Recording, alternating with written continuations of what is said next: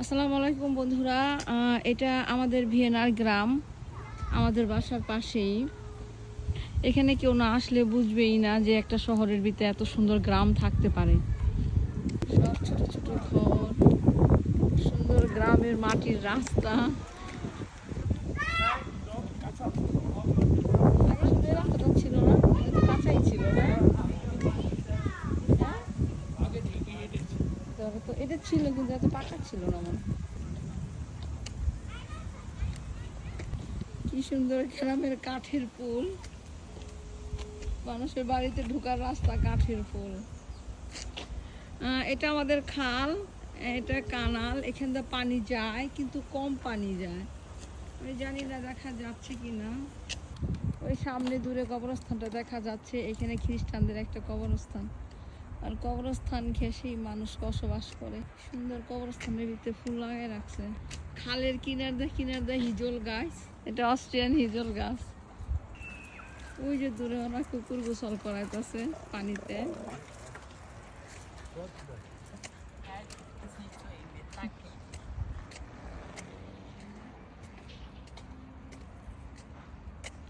কি সুন্দর করে কুকুরটার গোসল করাইতেছে। কি সুন্দর গ্রামের ছোট ছোট ঘর।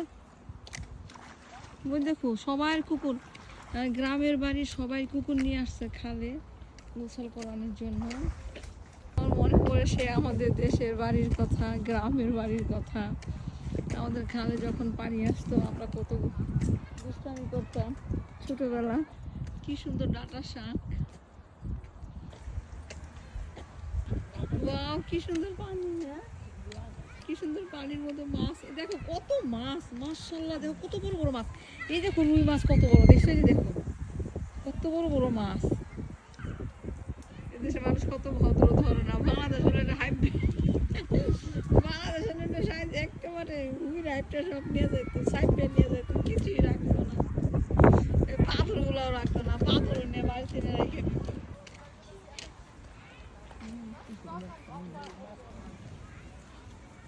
খালটা এত সুন্দর বন্ধুরা, খুবই সুন্দর। খালের মধ্যে কি সুন্দর মাছ, কি সুন্দর মাছ। ও মাই গড, মাশাআল্লাহ। মাছগুলা কিভাবে যাইতেছে।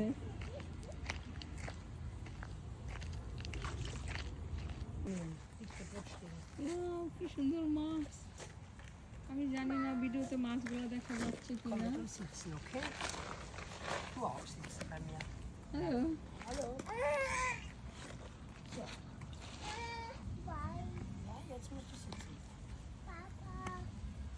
হ্যালো, কি সুন্দর মাছ।